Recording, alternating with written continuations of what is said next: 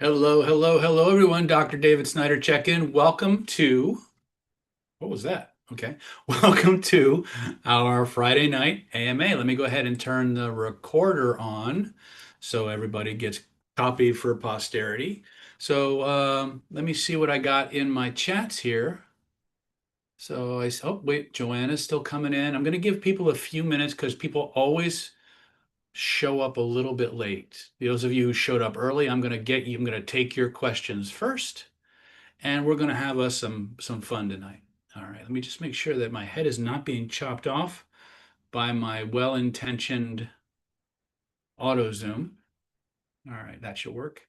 It keeps resetting for some reason. Oh, everybody's coming in at the last minute. There's Joanna, there's Jan.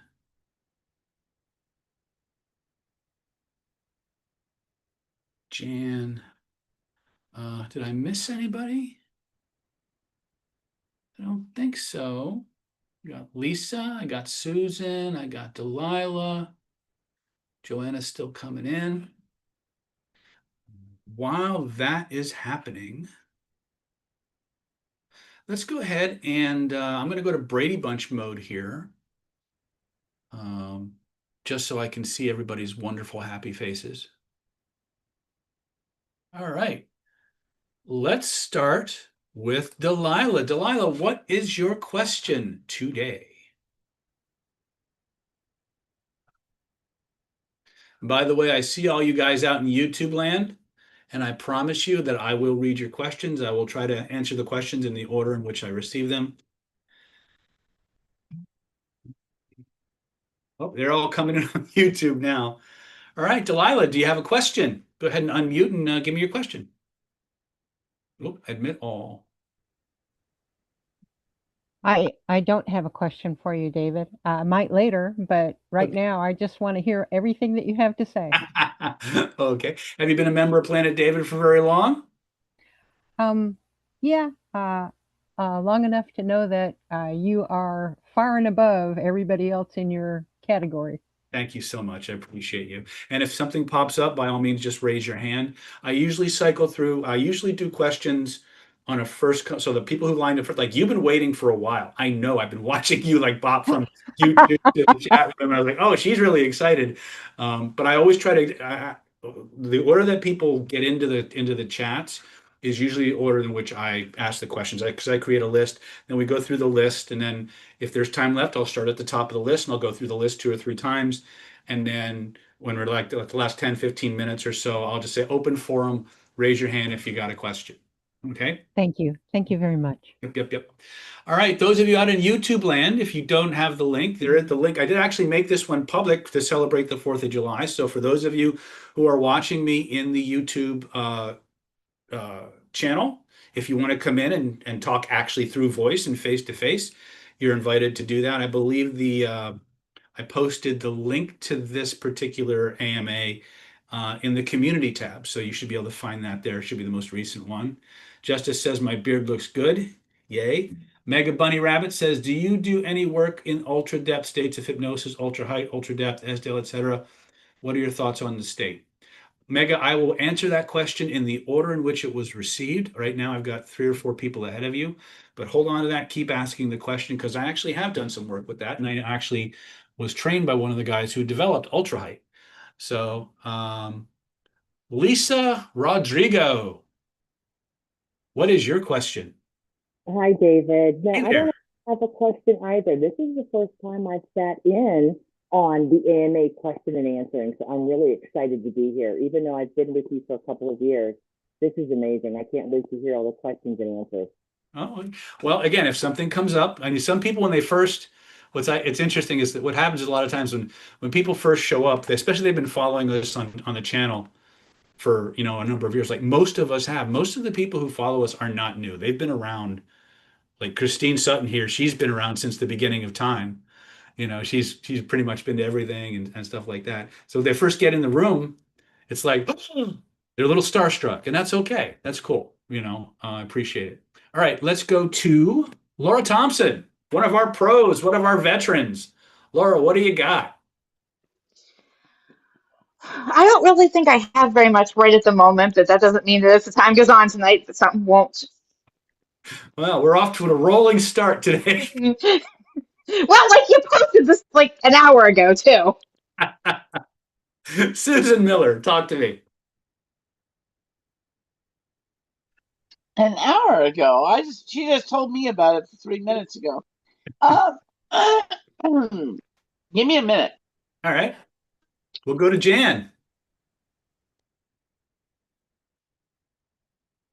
Hi, Jan, David. hey there.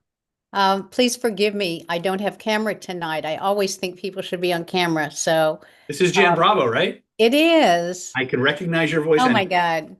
I really I haven't been for a couple years to conferences. I'm looking forward to coming back and you'll see me again. You haven't Awesome. gotten rid of me. We missed you at Internal Power this year. I'm sorry, I had to be elsewhere. I understand. But anyway, I've just gone back to reviewing some of the courses. I have so many courses. I've gone back to reviewing some of your courses and really enjoying it.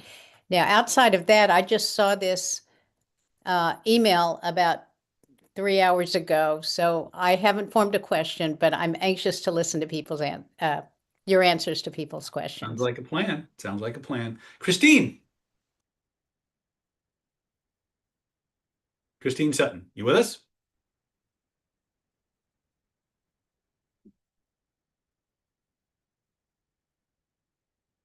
I know she's with us, and sometimes she Yes, has audio issues. yes, I'm here. Sorry. I don't have much of a question, but I wish you would set your automatic setting when you put stuff to YouTube or to your site. Put chapters in the stuff.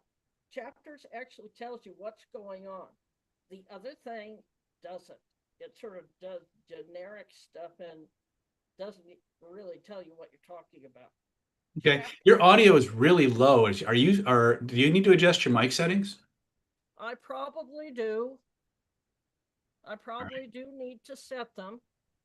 Right now, I'm not sure how at the moment, It's all right.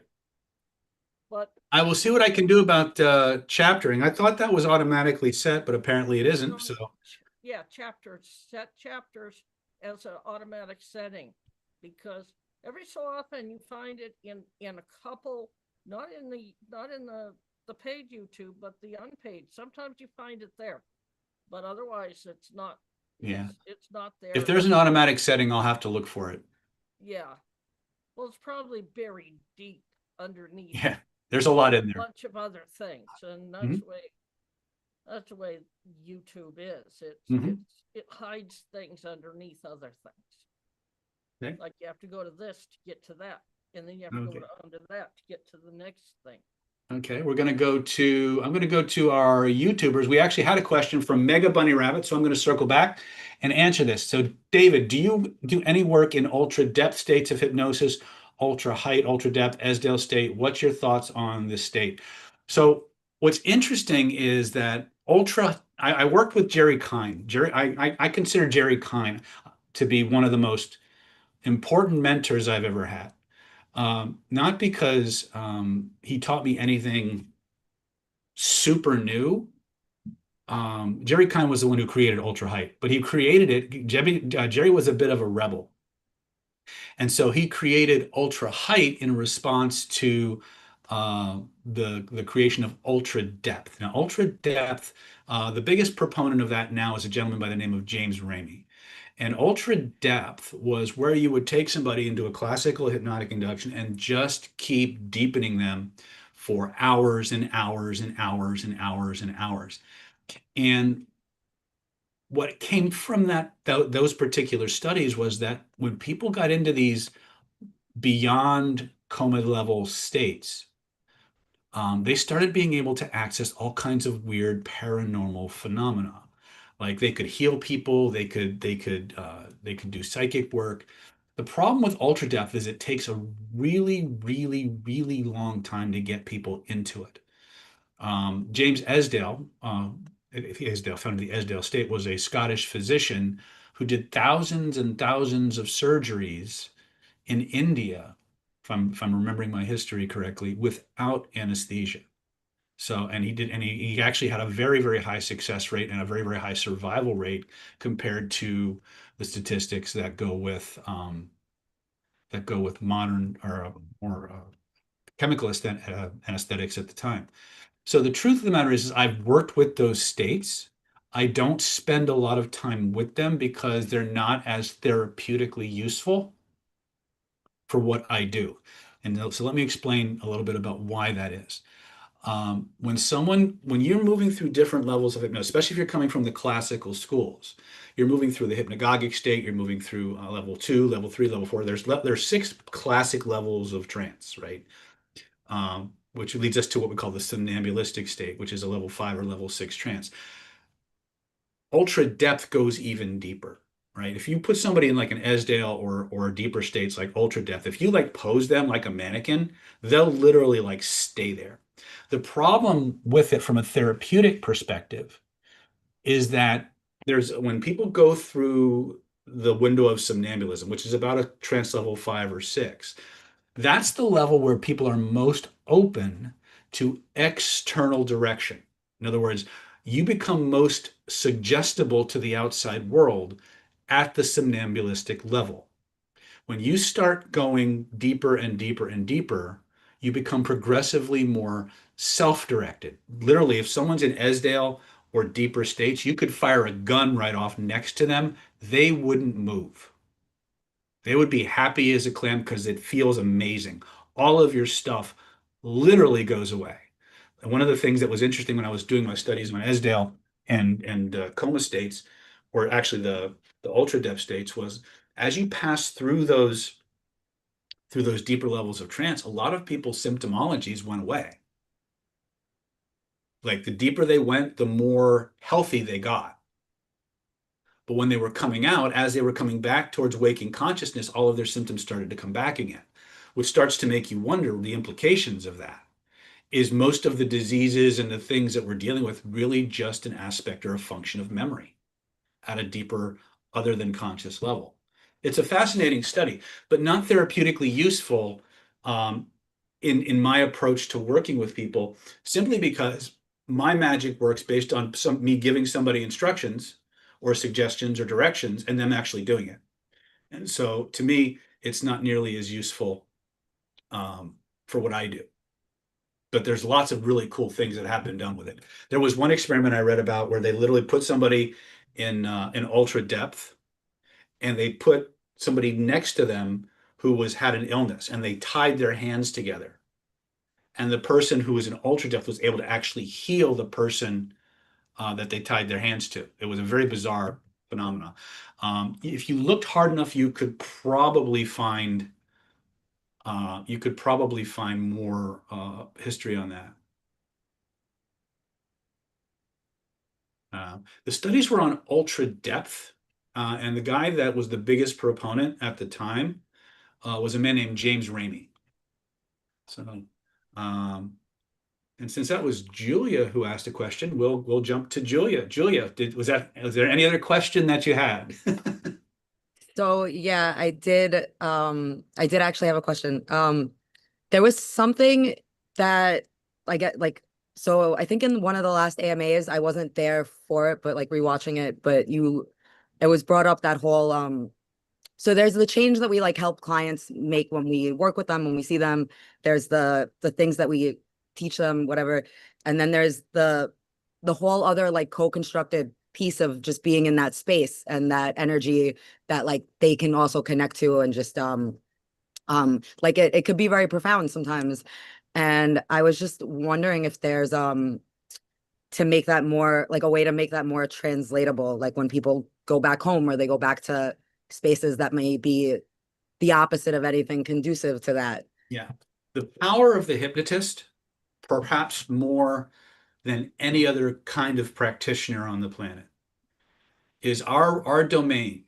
And by the way, I include NLP and HMR, holographic memorism, in that domain, but especially in the concept of hypnosis, heterohypnosis. Our domain is giving direct instructions to the unconscious mind. Now, the challenge with that is that many times what seems like the most linear path to giving an instruction to the unconscious mind isn't, because people have different filters in place. But from a profiling and behavioral perspective, the more we as a hypnotist know about the environment the person is going to be operating in, the more we can inoculate the subconscious mind from those phenomena. So if we know a person is going into a hostile environment where they're not getting a lot of approval, they're not getting a lot of validation, they're not getting a lot of support for what they want to do with their life. Well, we can go in and we can give direct suggestions to bolster their ego, bolster their self-esteem, to translate any attempt at belittling you into an attempt, something that only builds you more strongly. So we can suggest directly for that, right? That is the superpower that all good hypnotists really have, as long as they understand how to talk to that person's subconscious mind in a way that that person will accept the suggestions. Now, that being said, inoculation does not create immunization, right? If the person is constantly being surrounded and in an environment where they're always being attacked, that's going to have consequences, right? And so there's so much we can do, but the environment is a huge factor in how a suggestion is going to be accepted and how it is going to be expressed, right? But if given enough time and compounding, and enough profiling, we can do a pretty good job of making people strong. But the environment, one of the things that all of my teachers in every place, from the spiritual side of my walk to the environmental side to the behavioral influence side, all said the same thing. Your environment and your friends are stronger than your will. Your environment and your friends are stronger than your will. The things you're exposed to day to day to day, whether they're passive or active, are going to be the biggest factors in how you evolve. And this is why we have to keep saying the one thing that most people simultaneously want to hear and don't want to hear. And that is, you must be more discerning of the people you let into your life and the environments that you frequent. Nobody wants to hear that. We all accept it on a conscious level, but we're so attached. We're so attached to that place and those people and that social circle and the validation that we get from being the person they think we want to be or they want us to be. We know consciously we should walk away from that because that's not who we are. But the part of us that needs that, the survival, the part of us we're focused on social survival, more so than self-actualization. And your system will almost always choose survival over actualization, by the way. Maslow had it going there. Unless you can somehow equate one to the other, your meat will always default to survival first, right? So yes, as a hypnotist, if we can get somebody into a deep and receptive enough state, if we understand the filters they have in place, if we understand the environments and the people they're going to be associated with, we can build a new map for them and install it. What we can't predict is how that map is going to survive contact with the enemy. As Napoleon, and I think Napoleon once said, every battle, no plan survives contact with the enemy. And I think it was the great Mike Tyson who said, everybody got a plan till they get hit, right? And that's kind of how hypnotic suggestibility tends to play out, right? Hold on a second. I think I got a bunch of people either in the waiting room or trying to get in here. No, we're good. All right. So hopefully that answers your question. Let's go back to Renee. Renee Clay, talk to me. Hey.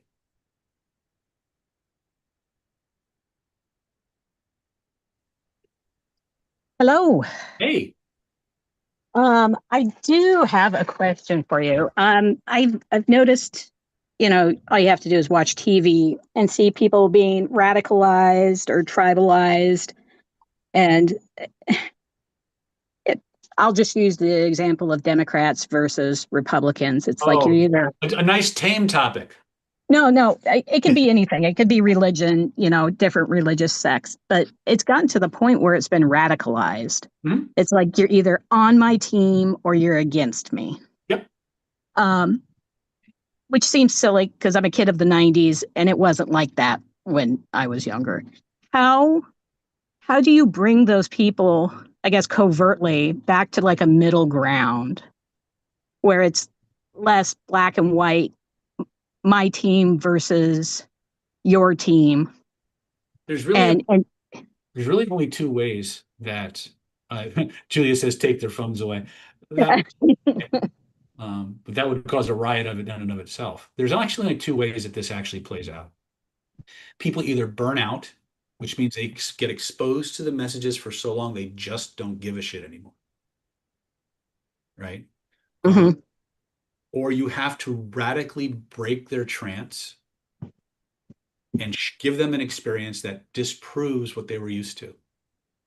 Because as long as you, and again, for those of you who want to understand what's really been happening in terms of not what goes on in social media, it's been going on a lot longer than that, but how these different factions pit you against each other. Because as long as you're fighting each other, you're not paying attention to what's going on behind the scenes. There was a book called Rules for Radicals. Sure. It's on my reading list. I'm trying to remember who wrote it. Laura, can you look up Rules for Radicals and give me the name of the author?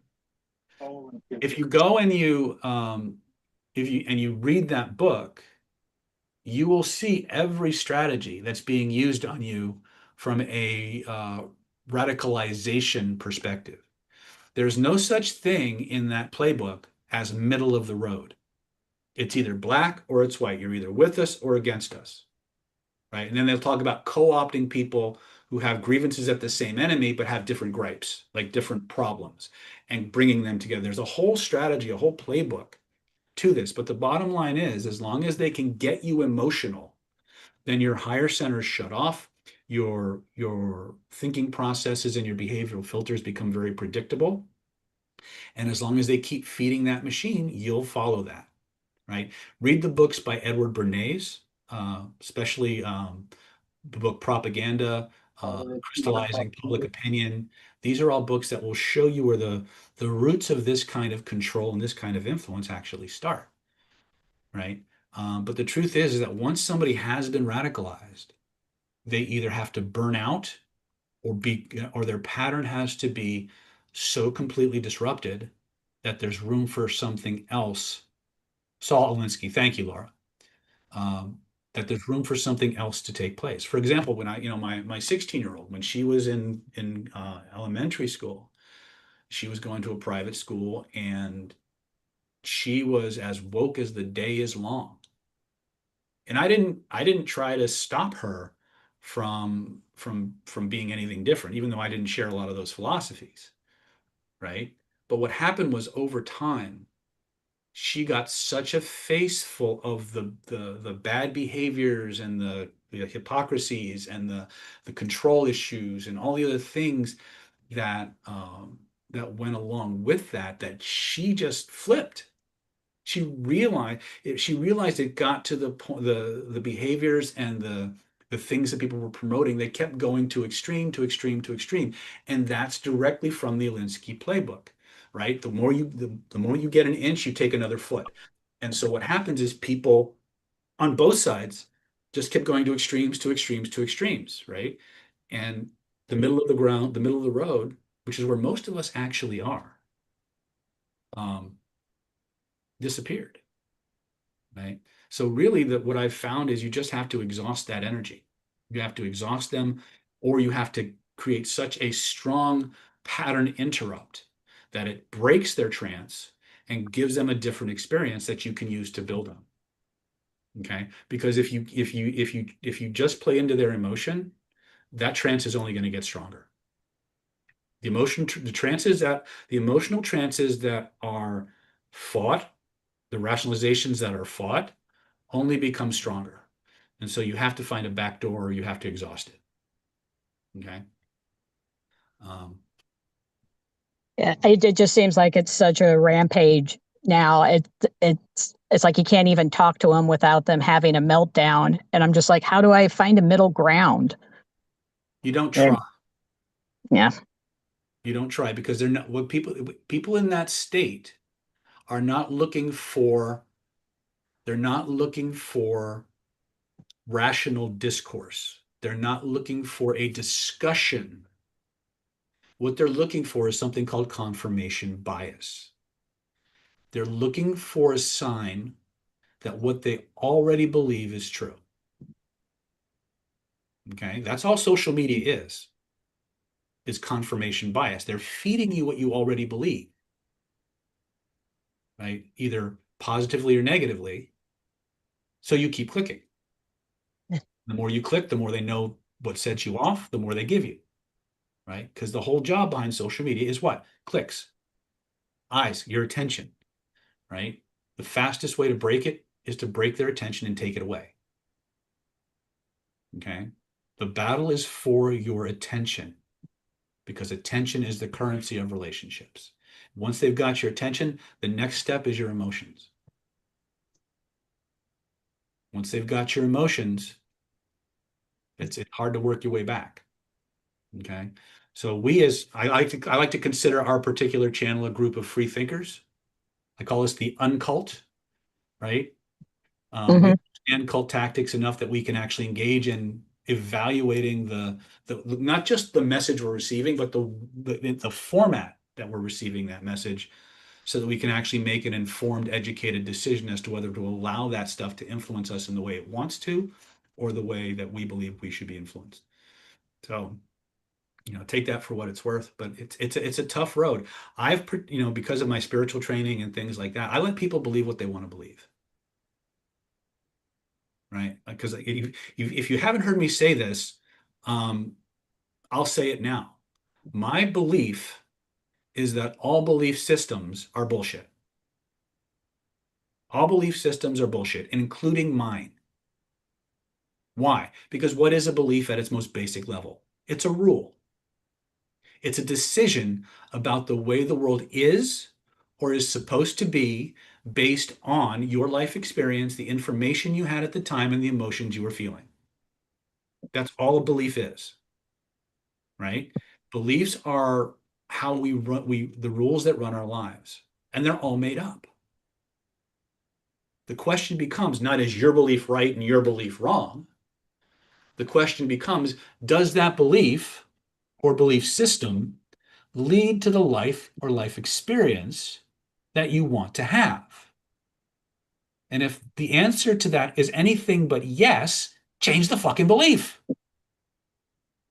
Right? And understand that people are not going to like that. People are afraid of they're attracted to what's different, but they're also afraid of it. There's a basic law of human nature. We are, how did I put it? We fear the things we don't understand, and we hate the things we fear. You can take that formula to the bank. Yes, it will get our attention, but will it cause enticement or will it cause anxiety? If we don't understand it, it's probably going to cause anxiety, right? And then if people feed that fire, it just gets stronger, right? So I think that's actually, a lot of people are leaving the Trump cult. I don't know who's leaving, who's staying. I don't care because I'm not political. When I look at the messages and I look at the people, I look at their actions, I look at the results, right? And I look at the methods, right? I'm not about ideologies. I'm about influence. You say whether you love Trump or hate him, he's effective, right? Yeah, it's just the cult. There's a lot of people. There's a lot of ex-cult people right now talking about this, and they're getting a lot of information from people who are deconstructing out of the cult. And Yeah. so and a lot of that is because his actions have finally come to the point where they can't, it's like, wait, you said no more wars, and then you just attacked two different countries. And now my gas is $6. It's kind of like that. Yeah. So But let's go back to what I was saying earlier, right? when Renee was asking about how do you break this, right? People burn out, or you go to such an extreme that you alienate the very people you're seeking to entice. And that's exactly what you've just described. Right. It's interesting to watch. It is. It's Um, fascinating because whether we have a Democrat running the country or we have Republicans running the country or fucking Martians running the country, you know what? You know who still lives in the country? We do. Yeah. So the question becomes not who's in power, but how do we thrive in that environment? How do we adapt to it? Because that's a more useful question than who's running the fucking country. How do we change ourselves so we can survive and thrive in any environment? How do we make, I think it was it Jim Rohn who said, don't ask for life to get easier, pray to get tougher, right? The person who can adapt is the person who wins, right? Now, obviously, I'm not saying that we should just bow out and not vote or whatever, but at the end of the day, your life, your responsibility. The problem is people are trying to convince us that it's not. It's the other side's problem that you can't feed your family. It's the other side's problem that you don't have health care. It's the other side's problem that you can't get a job or you can't get paid the same as somebody of a different gender. It's the other side's problem. It's always the other side, right? That's the tactic. It's all of our problems, right? So that's about as political as I'm willing to get, right? At the end of the day, you're an individual in charge of your life. What are you going to do to make it awesome? Because it begins and ends with you, right? Begins and ends with you. Let's go to John.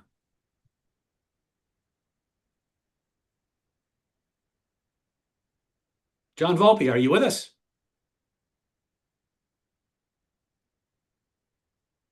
There he is.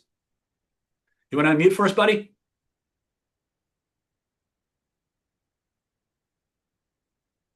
You're still muted, buddy. All right. All right. While you're doing that, I'm going to go ahead and read some of my YouTubers' questions here. Hi, Master David. This is Nolan from Arizona. Hi, Nolan from Arizona.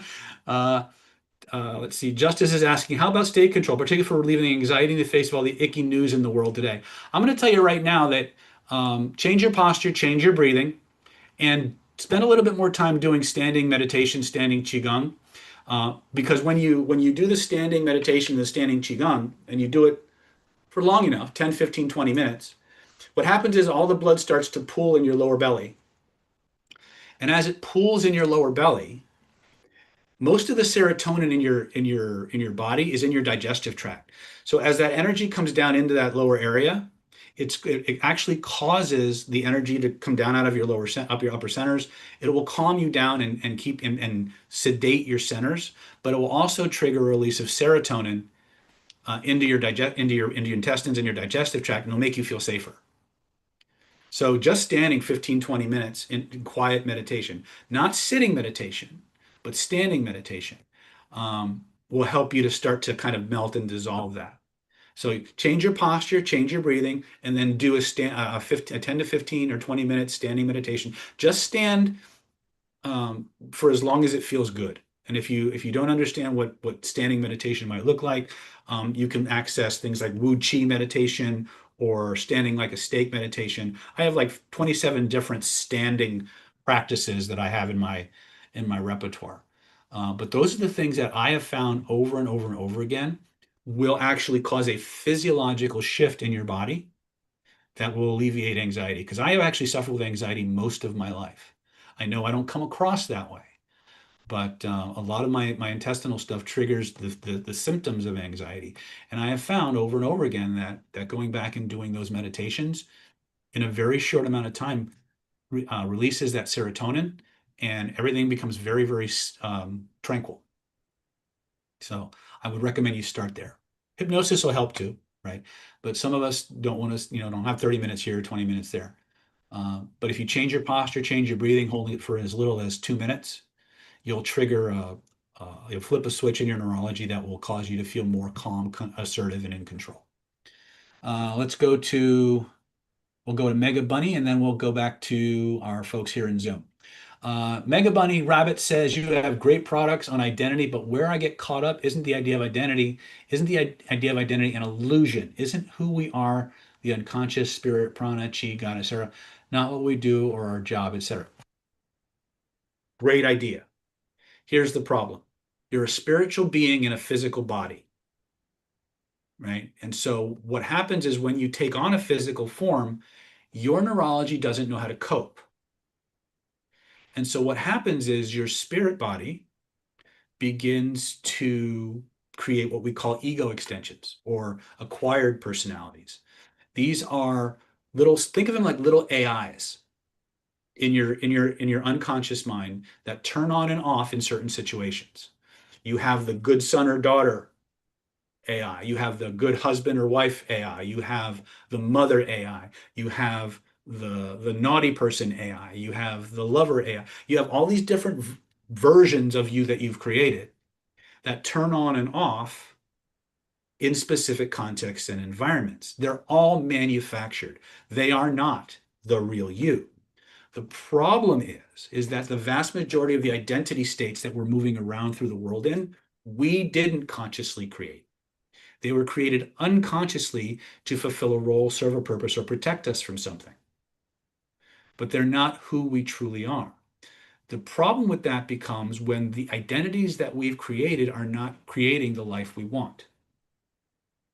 Then it becomes necessary to go back to the drawing board and create or modify those ego structures so that we engage in the behaviors in this world that give us the life we want to have. All the while realizing that all they are constructs. They're suits of clothing, right? They're suits of clothing that you went to the store, that was all they had, so that's what you took. Maybe a few of them you bought a pattern and you made them by hand. If you're a hypnotist or you do any kind of self-hypnosis work and you want to change your personas, change your identities, that's what you're doing, right? But at the end of the day, you are a spirit being, a soul in a physical body, and the rules here are different from where you come from. To survive in this place, in this time, in this body, you needed to create different versions of yourself that you show to the world that allow you to move through the world and get the things you want and avoid the things you don't. The problem when we stop is when we forget who we really are and start believing that those are all we are. And that's where most people are. They're in this place where they've identified with the constructs they've created. The programmer has forgotten that they're the programmer and is now believes it's the program. And so we need to find a way to go back to metacognition or looking at those identity states that we move through the world in from a higher level and changing them based on what we want to achieve, right? So yes, all identities are constructs, but they're useful constructs. Going back to what I said about belief systems, which the building block of all identities are beliefs. All belief systems are bullshit. By extension, then, if beliefs are the building block of identities and all belief systems are bullshit, what does that say about identities? They're bullshit too. But do they give you the life experience you want to have?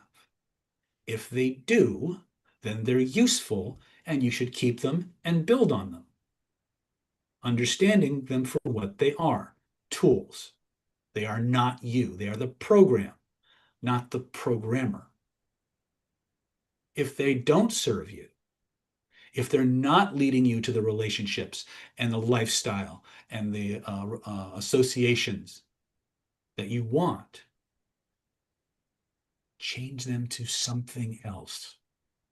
Anything is probably better because you're not stuck. That's the big fear that human beings have, is A, that they can't change their identities, that they can't change their beliefs, or the one they don't say most often is, what if I change it and I don't like it?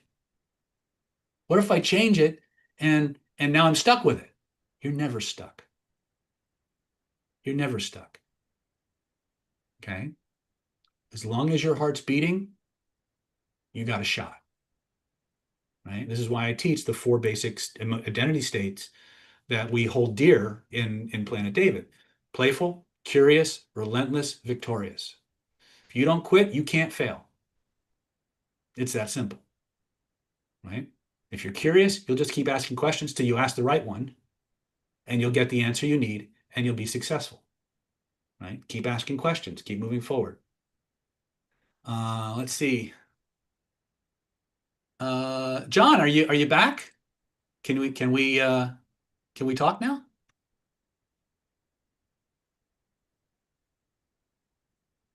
And he's gone again. Now I see his fingers. All right, John, well, if you manage to get your thing unmuted, you just let me know and I'll just interrupt. Let's go to Namisha.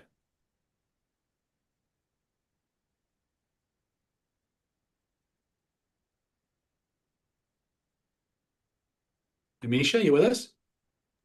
Hi, David. Yes, I Hey. am. Thank you. This is really good information. I wanted to know how did those four states come about? Was that part of a research or was that the most beneficial? It's a great question. A lot of people don't realize that I often go looking for gold and strike platinum or oil instead. When I was really working with clients, and I'm working with clients now, so if anybody needs session work, let me know, and I'll give you a line you can call to book a consultation. But one of the things I looked at very, very in depth, a personal study, was this idea of comfort zones. That for some mysterious reason, because of the human negativity bias, most people don't get their ass in gear until shit really gets bad.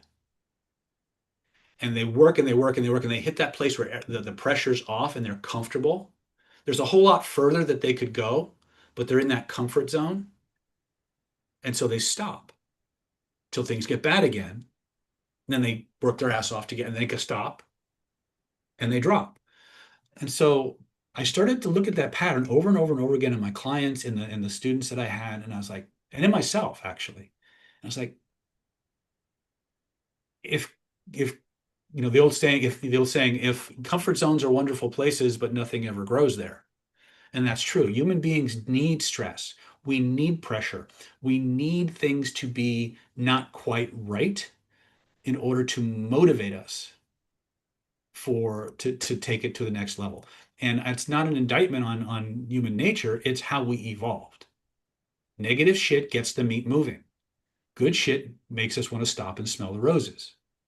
And that was the big problem I was wrestling with, is okay, if I'm moving people into these happy states and I know that once they hit happy, they're going to stop, that's a problem because people want to keep going. So I asked a different question. I asked myself, well, are there any states that inspire people or make people that are good, that are positive, that make people want to take action, to want to keep going? And the ones I came up with were playfulness. When you're playing, do you want to stop? You want to keep No. playing, right? When you're curious about something, you get driven to just learn more and more and more and more, right?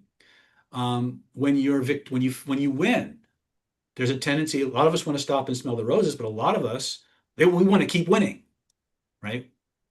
So the two big ones that I came up with were playful and curious. But then I looked at all these other things that people needed.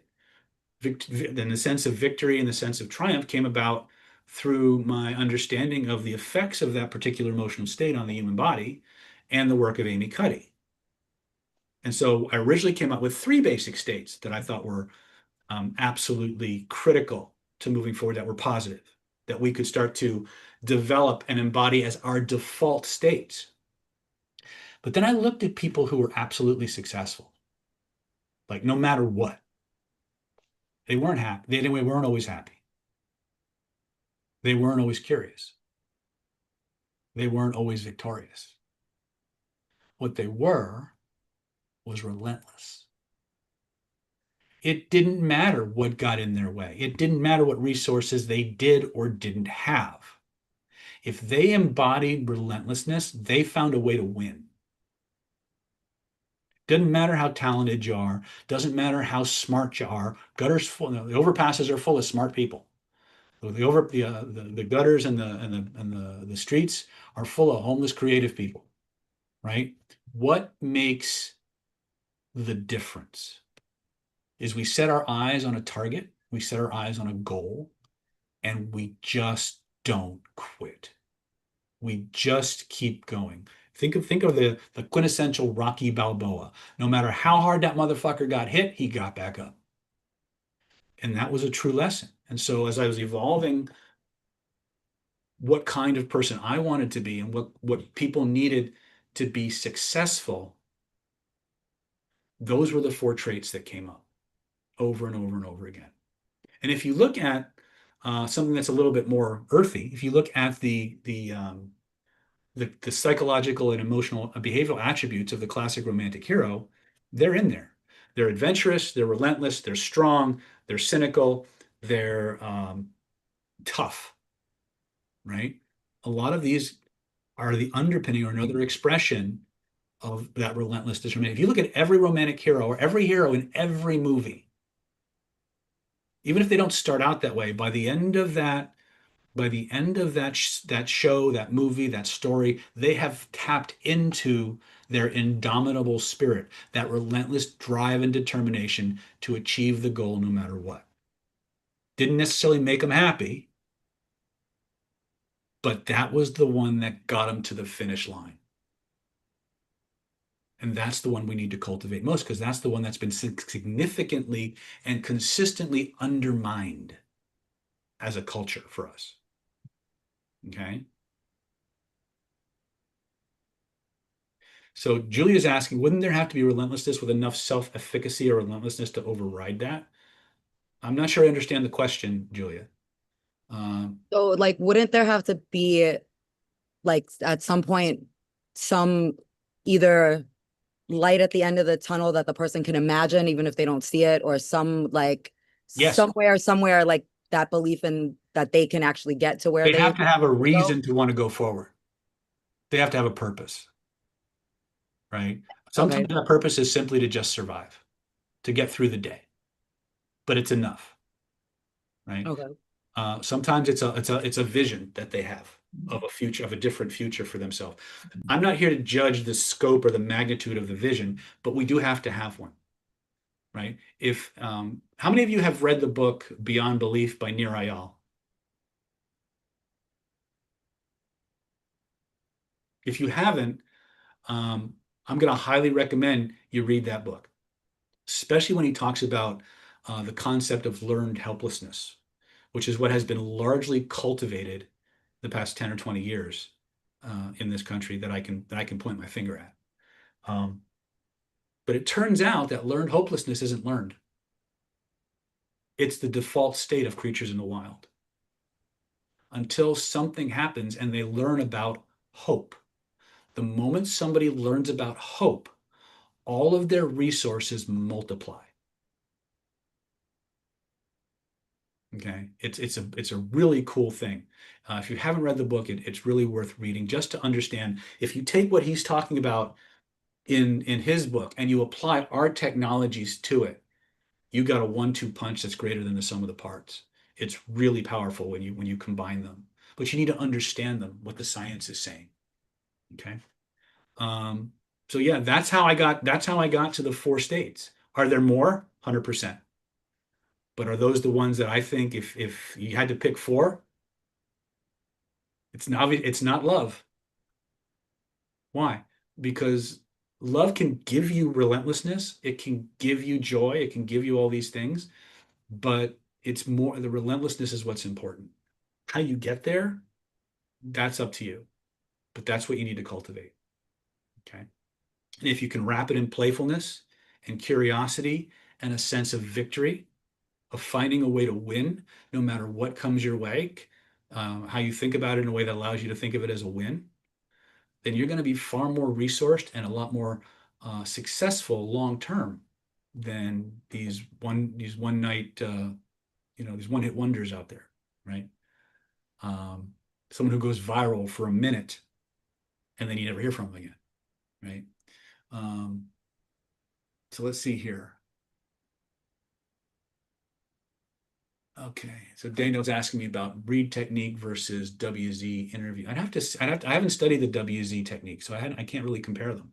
Let's go back to Namisha. Was that your question? The relentless curiosity thing?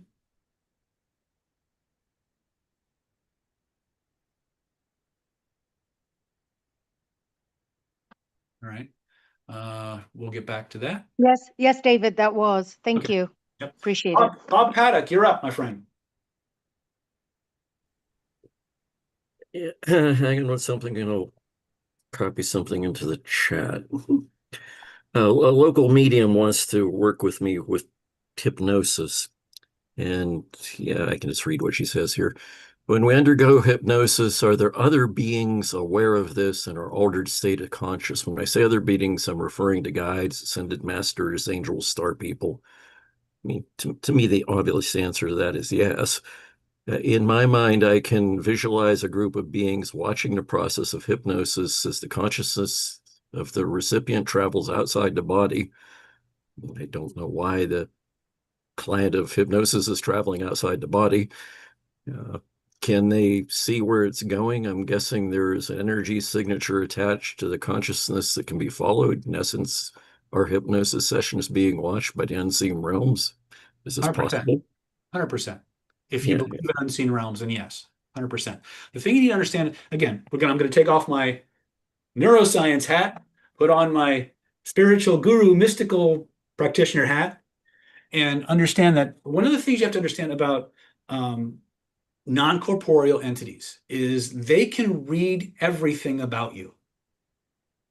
That's one of their you have that ability too, but because you're locked in a body, you don't have as fundamentally easy access to it.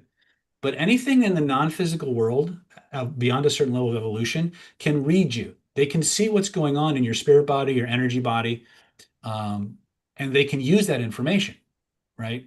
So the good news is that not only you have all this wildlife out in the spiritual universe, the akasha, the ether, whatever you want to call it, that's paying attention. You also have guardians, angels, protectors, and all kinds of benevolent entities around you watching over you and making sure that nothing gets into your field that you can't deal with, if that makes any kind of sense, or karmically don't have to deal with. They're largely in a observer mode unless you know how to activate them and talk to them. But the truth of the matter is anything you're doing with your mind can be perceived by entities at those higher frequencies or who are in harmony with the frequencies you're operating at, right? So the short answer, and you rightly get, is yes. Yes, when you're doing that stuff, the entities can perceive and some can interact.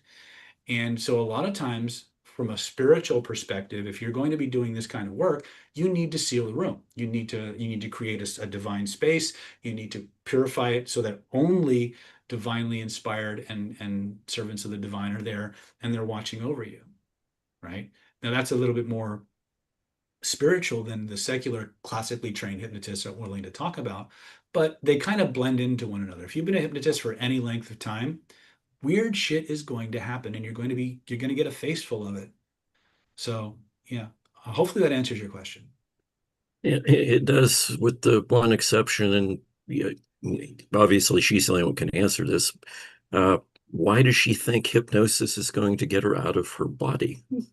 Yeah. Oh, because a lot of people when they go into an altered state, they do what we call shedding out. They actually do leave. The energy necessary to maintain the conscious awareness dissipates and it expands and it dissolves back into the spirit body, which is why a lot of times you don't remember your dreams because it's shedding out. It can absolutely happen. It can absolutely happen. It doesn't happen for everyone by any stretch of imagination. And with our particular approaches, it doesn't happen nearly as often as in classical hypnosis because our processes are so active. But if I were to sit you in the chair and do a classical hypnotic induction and just keep deepening you and just using direct suggestions and very visual imagery and things of that nature, run you through multiple boundary effects where I pass one doorway, then another doorway, then another way, you would completely shut out. You would absolutely lose, you'd have amnesia for the entire experience, which by the way is what people often confuse with being out of their body. They associate amnesia, which is a natural hypnotic byproduct, with leaving their body. They're not the same, right? If a person's out of their body when they go into trance and they're sitting there from across the room looking at themselves, right? But if it's just a case of amnesia, that's not necessarily indicative of somebody who's leaving their body. It's just an aspect of hypnotic phenomenon. Okay, thank you. I have one other question that may indirectly be related to that. Okay. I just returned from 2 days in Lilydale taking a class on animal communication. How to communicate with animals. And how can I use hypnosis to improve that? I'm pretty sure I can't hypnotize the animals. Can I hypnotize myself? Yes. What do you suggest? So here's how I would do it. Starting with your transformational triad. Okay. So when you were doing the class, did you actually work with animals? No, not in this particular class. Okay. Have you worked with animals since you got back? No, literally, that's why I was late. I ran from getting back to here. So here's what has to happen to do this well. You need to take the skill sets that you acquired at the class. You need to go work with some animals using those skill sets. And you need to keep working with them until you get a really good result. Okay. And then you want to access the body feelings you had right before you had that good result, while you were having that good result, and afterwards. And you want to point to where you feel it, reach out and touch it, find it in your field, and amplify those submodalities. Run a movie, turn it into a color, breathe it through your body, run the movie through your head over and over and over again, so that it becomes more and more compounded and reinforced. And then go do more animal communication, right? So the idea is you take something that you were successful at, you harvest the programs that were used to create that effect, you modify, you amplify, you tweak them, and you compound them. And then you go do it again. And then you can go in, once you have that resource nice and set up, then you can go through the entire identity by design silo and get the things out of the way that were in the way, amplify the things that need amplification, and then end up with magic, with the magic circle, which is deep trance identification again. So that would be, again, taking what you've got and enhancing it and amplifying it and compounding it through actual practice, which is the best way to do deep trance identification. Is that helpful? Yes. Thank you. All right. So let me see here. Daniel, I'm going to be upfront with you. I haven't looked at the read technique in a really long time. So the question Daniel's asking is, in a nutshell, it's kind of a loaded question. With the read technique done correctly, do you feel it's a good technique, and what could be done to maximize the results? If read technique, and again, it's been a long time. If read technique uses narrative and narrative interviewing, that's what I would drill down on. If it doesn't use narrative interviewing, then I would absolutely use narrative interviewing as a way to really drill down and cut down on false confessions and things of that nature. What we've seen is that most liars can't tell their story backwards. So if you have them tell you a story and then ask them questions in reverse order, it'll often trigger deception leakage. So I'd have to look, if you could tell me what Wickender's Zelensky, I'm not familiar with that technique, so I can't give you more on that. But I would use narrative influence and persuasion as the primary. When they did that in Chicago, they dramatically cut down the number of false confessions that they were getting. So to me, that's a good thing. I saw John. John flash on me for a minute. Yeah. How you doing? Good, my friend. How are you? Doing fine. Listen, a couple of questions. Are you going to be sending out a replay of this? Because you got some great wisdom in your responses to all these questions Well, tonight. thank you. There should be a replay as soon as I'm done. Oh, It's great. on YouTube right now. Okay. It's just streaming to YouTube. Okay. And so it'll probably you'll get the raw video, and then I'm going Okay. to go in and I'm probably edit a little, like the first 15 or 20 minutes where I'm just got the screensaver on there because no one wants to watch that. Yeah. But the whole content should be there Good. instantly Good. after we sign off. Yeah. I'm glad to hear that. Well, that question I got too. I love everything I've learned about NLP, first through Tony Robbins. It was my initial introduction to it. Then I guess after that, Kendrick Cleveland. Mhm. And now, as of late, I guess Eli Wild, who used to work for Tony. Mhm. And the thing, and also along the way too, the late Ted James Mhm. and Michael Stevenson, who I got a lot of respect for. Uh, my question is this: I'm fascinated by meta programs, and uh, how effective do you think meta programs are, or the application or the utilization of meta programs are in selling? Oh, I think they're absolutely phenomenal. I don't think they're a good standalone. If Okay. all you had was meta programs, Mhm. I don't know that that would be enough. Mhm. But if you understand criteria and values, and if you study with Kenrick, Mhm. you know values and you know elicitation backwards and forwards. Mhm. The nice thing about understanding a person's meta programs is it tells you how to present the information, Exactly. right? It tells you what they're looking for first, second, third, but it doesn't give you the emotional drivers behind what they're doing, why it's important to them. And from a win-win negotiation or behavioral influence perspective, we want to hit people in their emotions. We want to hit people in their feels. We want them to emotionally be attracted to whatever it is we're offering. As long as we can find the rules of attraction that they have and systematically link that, then you can bypass the meta program. It'll still work. But if you combine them, you've greased the slide. It eliminates a lot of guesswork into what to give them first. Now, we hack meta programs through the echo technique because when you do the echo technique, you're automatically in their meta programs. You're automatically in their primary representational system. You're already in their lead representational system. You're already in their convincer strategy. You're already in their primary strategies, and you're indirectly stimulating their values.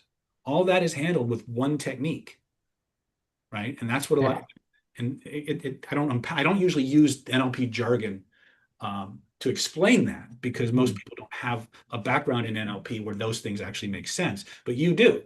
So that's why even though the NLP, the echo technique seems so basic and so in your face, it's actually not. It's actually one of the most advanced influence techniques on the planet because it collapses at least 7 or 8 different other processes into the same action.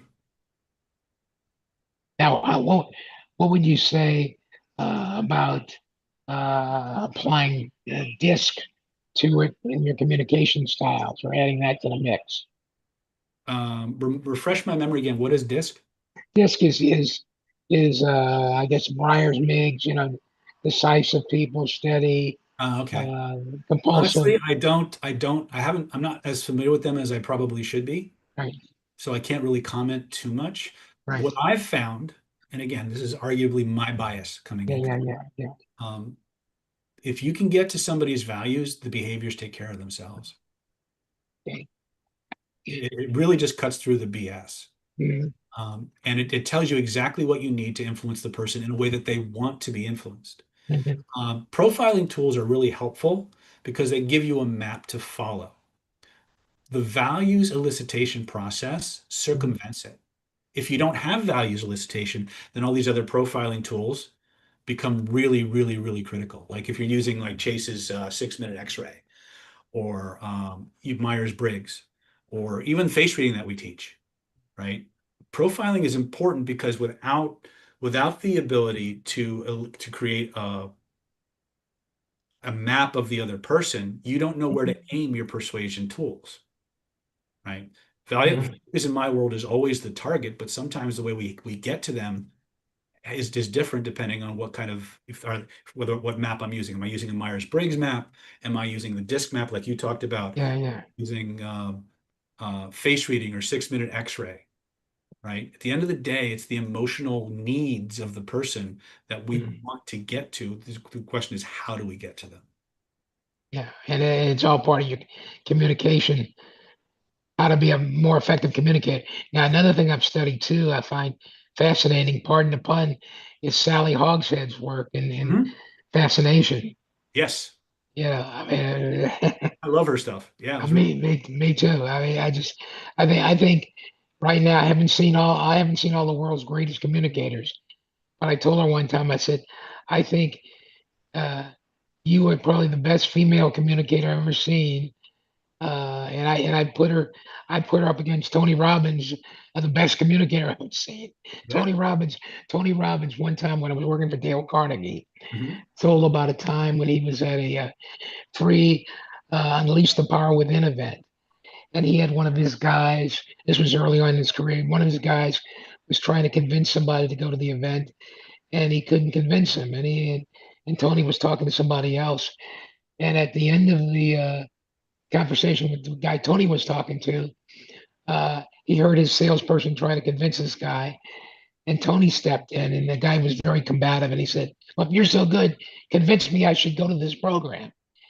And Tony used a technique where he had already, using meta programs, had understood what the guy associated by necessity, loss, Mhm. and time.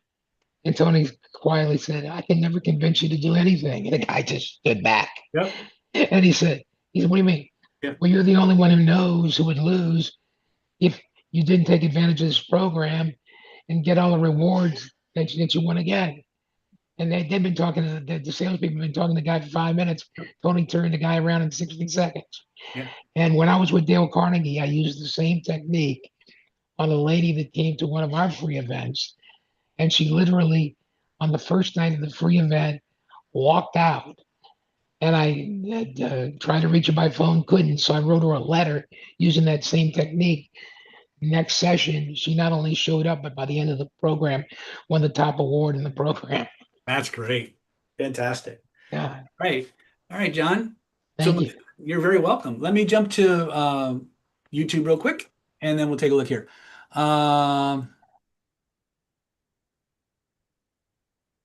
So Mega Bunny Rabbits is asking, how would you combine hypnosis with massage and body work? Oh, nothing puts a person into trance faster than a massage.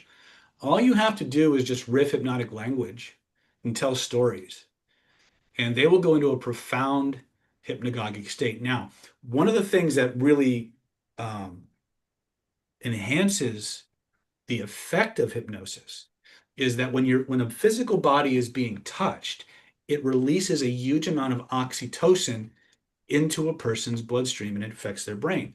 Oxytocin is one of the prime drivers of neuroplasticity, specifically and especially in social context. So by massaging somebody, you trigger this massive release of oxytocin, which makes their brain more suggestible and more malleable. And what happens is when oxytocin hits the nervous system, if you think of neural connections like a chicken wire fence, and so it's flexible, it's bendable, it's changeable, but it's pretty stiff. It's going to hold its shape pretty well. But if you can imagine taking a heat source like a blowtorch or something like that and just running it over the chicken wire until the chicken wire heats up and it starts to kind of soften on its own. That's what oxytocin does to your neurological, your cortical pathways. It softens them so that they're much more easily reshaped. And then what happens is, as the oxytocin wears off, that new formation hardens and becomes the new thought process. So with enough oxytocin, in my early days, I called it oxytocin loading. I was teaching people about relationships and how sexuality and romance creates hyper-suggestible states that you can use to create ongoing levels of pleasure, connection, and intimacy with your partner. And every time you make love to them, it just gets better than the time before. That was actually one of the very first courses that I ever shared with the public, was how to do that to make your partner the happiest, most fulfilled person on earth. But it goes beyond that into this concept of reprogramming your subconscious mind.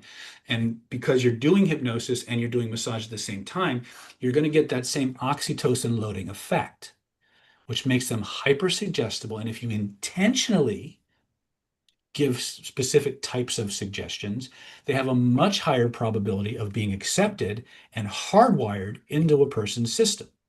The only challenge you may have later on is something we call state-dependent learning, which means when they're in that state, those programs run. But the moment they shift contexts, the state is different from the one you were in when it was installed. So it may not activate quite to the same degree. It might, depending on the suggestibility of the client and how you've installed the suggestions. Going back to what I was talking about with I forget, I think it was Julia I was talking about with environmental conditioning and stuff like that. So the state-dependent learning is an aspect of it, but in terms of installing hypnotic programs and things of that nature, there isn't, other than sex, to be quite honest, there really isn't a better holographic or whole hypnotic amplifier than body work. It's really true, at least in my experience. So hopefully that helps you. Let's go to Amelia.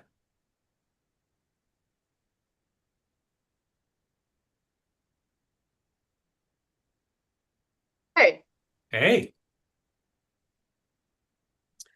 So, I mean, like, basically, if you're always working through shit, your whole life is like one big ego death. Because this last one I've been going through has been a fucking bitch. It's like we're going on like almost 2 years, and finally, shit's starting to turn. And the images I've been cycling are coming to fruition. So, how do I keep the vessel that I have all these images in that I've been cycling for quite a while? How do I make sure not to like once they've come to fruition, make them go away? You know what I mean? Because in my mind, there's this vessel with all these images. Do I just imagining like taking those out and putting new slides in? I would. Okay. Because Yeah. I don't want like I'm like on the brink to move and I want everything to go smooth. And I don't want to like not demagnetize it, but like manifest it back out, you know? Mm-hmm. Yeah, one of the things that we need to understand is when we put something on our image cycling list, that doesn't mean it's going to be a smooth ride. Sometimes there's things we have to clear for that thing to come to us. And those are, we have to just embrace the suck, so to speak. But in terms of demanifesting something, there's two ways you can do it. You can either just take it off your list, change it to something else, or if that thing is in your life, leave it on your list and continue to cycle it. Because based on the wisdom of Bill Bankston, in order for you to manifest something after, in other words, the way it works is if you manifest something and you keep cycling it, in order for you to have it again, you have to lose it first. Yeah. So Bill would say, if you got something you want to get rid of it, keep it on your list and cycle it. The system will find a way to get rid of it. I don't know that I want to trust that. So I would just remove it from the list or decide what I want instead and put that on my list. Keep like building it up to the few next like so many steps forward. Yeah, just keep carrying past. Yeah. Yeah. Okay. Yeah, because it's been brutal, and I feel like finally there's a shift, and I think I had to learn to just embrace the suck and just like be patient and like give some grace to time, you know. And I know nothing's like I can manifest crazy shit instantly, like $20 bill on the fucking sidewalk, no problem. But it's the bigger stuff that I'm like, okay, this is gonna be a long fucking ride, and it has been. But now things are finally changing, and it's gonna be a whole new chapter in my life, and I'm very excited. But I just want to fuck it up. Yeah. Just keep going. Remember, and again, to quote the great Robert Schuller, for those of you who remember him, tough times never last, but tough people do. Just keep going. Yeah, right? and in Finnish, there's a term called sisu, and it's like relentless determination and grit. And it doesn't actually translate to English, but it's just like you just fucking keep going no matter what. Yeah. And that's one thing I definitely feel that I got from my heritage is that. So great. Anyway, yeah, thank you for all the skills and tools and everything. Thank You're you. very, very welcome. You're always welcome. Thank All you. right. I saw a message from Lisa Rose. I'm going to go ahead and answer that really quickly. Hold on a second. So She says, David, I understand about changing state and leaving a circle that does not have the same energy, but if you're getting really triggered from a family member, how should you handle this? Understand that people can only trigger us based on what we have inside of us. So if somebody is doing something that triggers you, you need to go into yourself and find out what's behind that. The thing about when you really get on the path of alchemy, the thing to understand is that the people who trigger us, once you get past the surface, God, they're a pain in the ass. Why can't they just go away? You realize something, that they are the biggest presence you get, because their job is to trigger you so you can find the stuff in you that needs fixing and healing.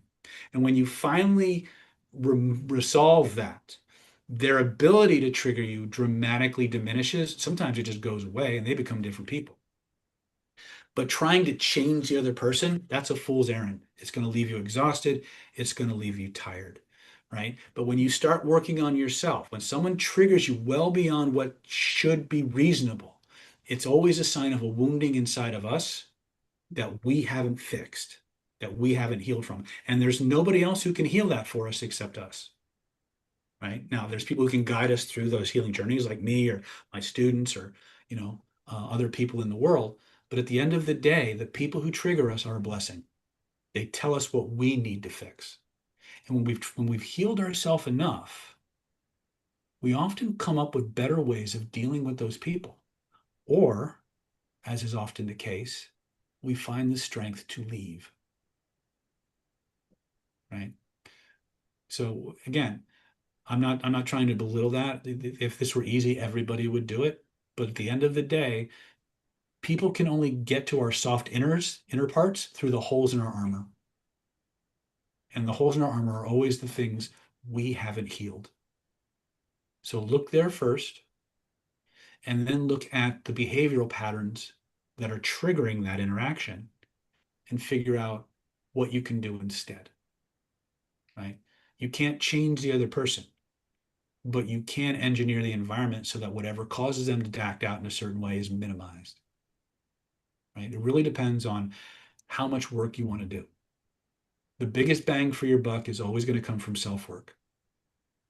It's much more energetically exhausting to try and install programs in other people, consciously or not. Right? But we can always get to our own stuff. Sometimes we need a little help, but that's the best advice I can give you at this point.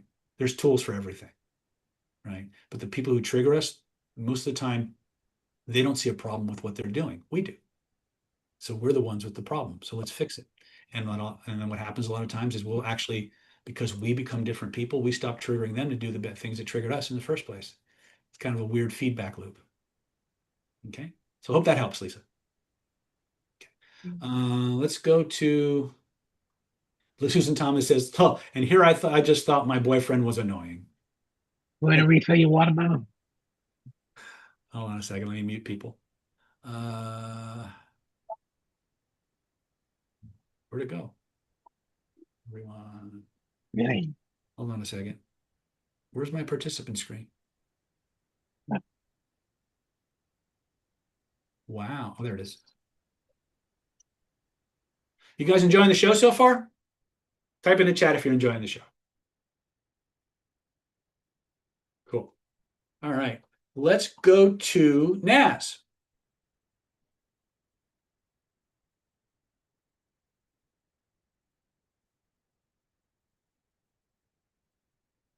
Naz, you have a question?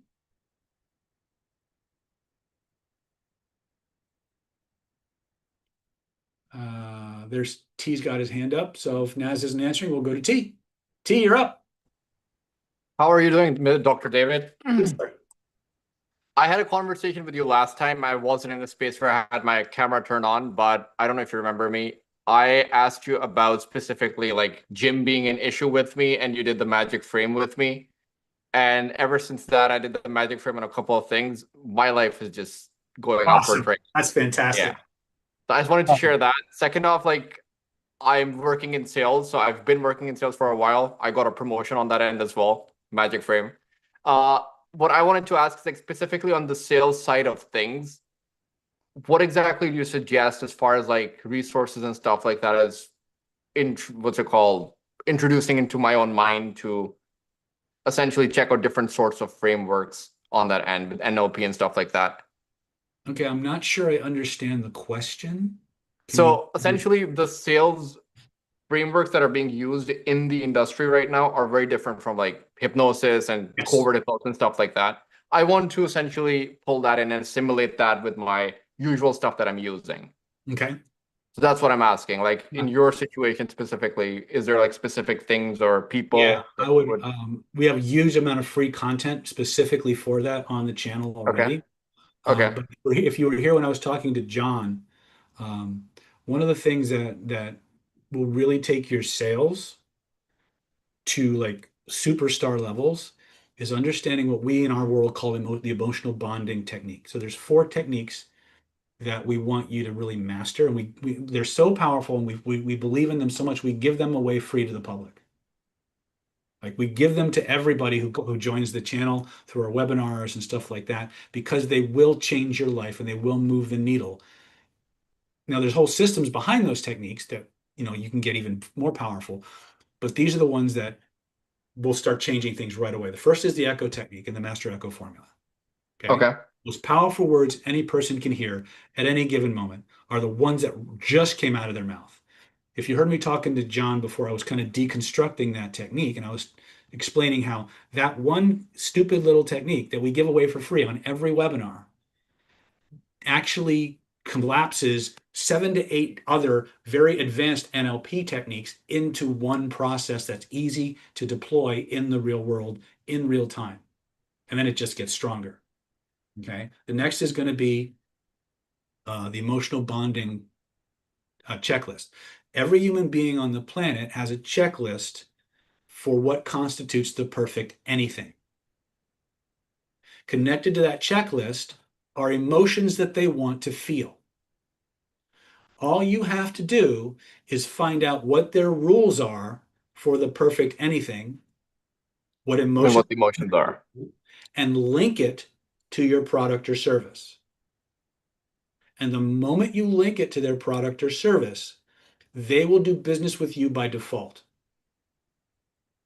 And they will look at you as their best friend, because you've taken the time to understand what they really want, what really makes them happy, and how they know they're getting it. And you only talk about the aspects of your product or service that directly, measurably satisfies the rules they just gave you. And if all you do is talk about that and you just keep talking about it over and over and over again, it's going to activate something in person's neurology NLP calls a convincer strategy.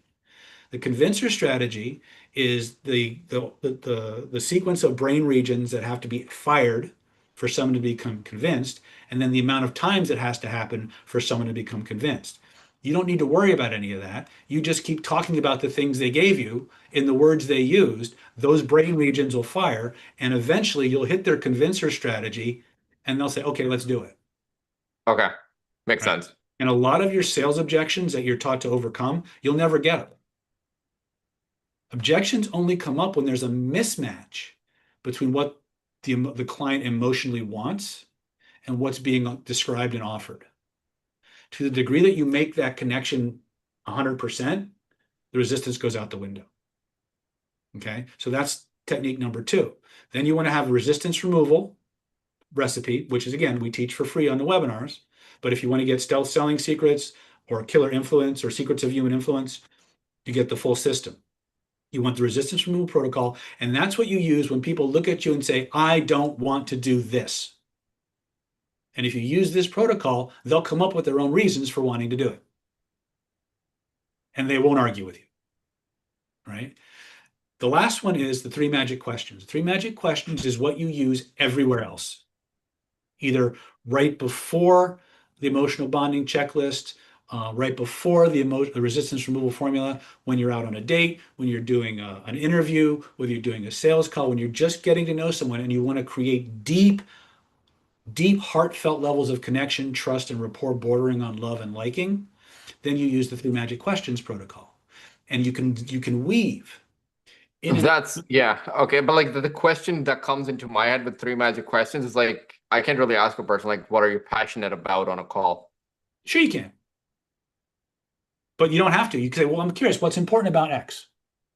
And Okay. that's emotional bonding checklist, right? Someone says, hey, I'm interested in life insurance. Okay, great. I'm curious. Just so I understand you better, what's important about life insurance? What do you absolutely have to have? Boom. And you're into emotional bonding, right? It can be that linear, or you can take your time. You have these four tools that will keep their attention locked on you, deepening their rapport, and allows you to extract information that you can now use to create the perfect presentation for that person. And you never have to lie, cheat, steal, or mislead people in any way, shape, or form. Because what comes out of their mouth will be literally the exact things that they need to hear you say in order for them to want to go forward.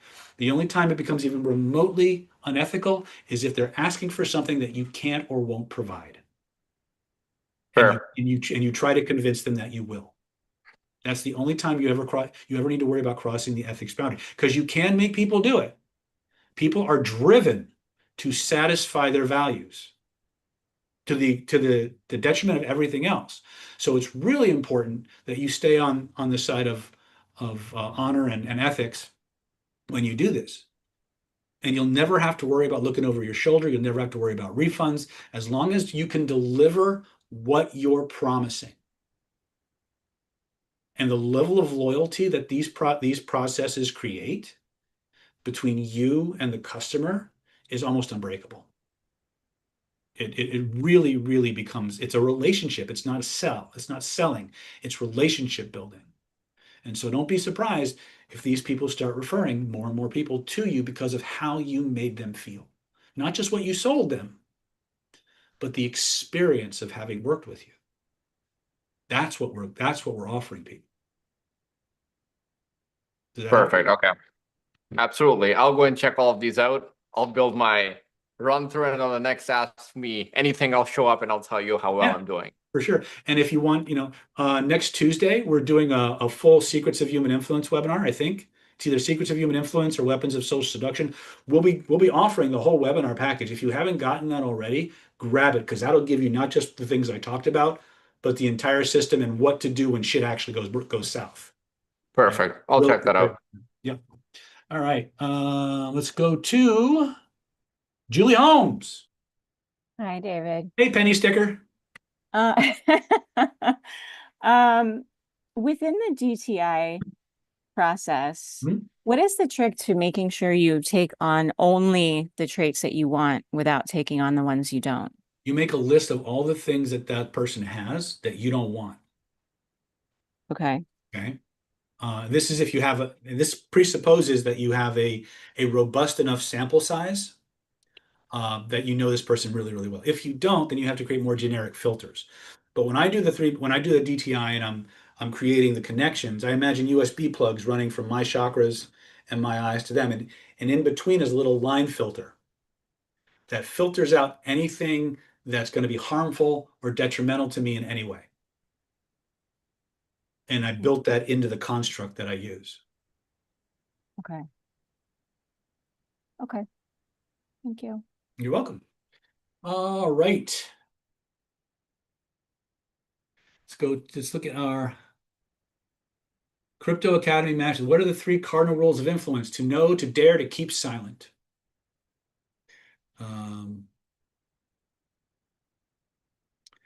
Let's see here.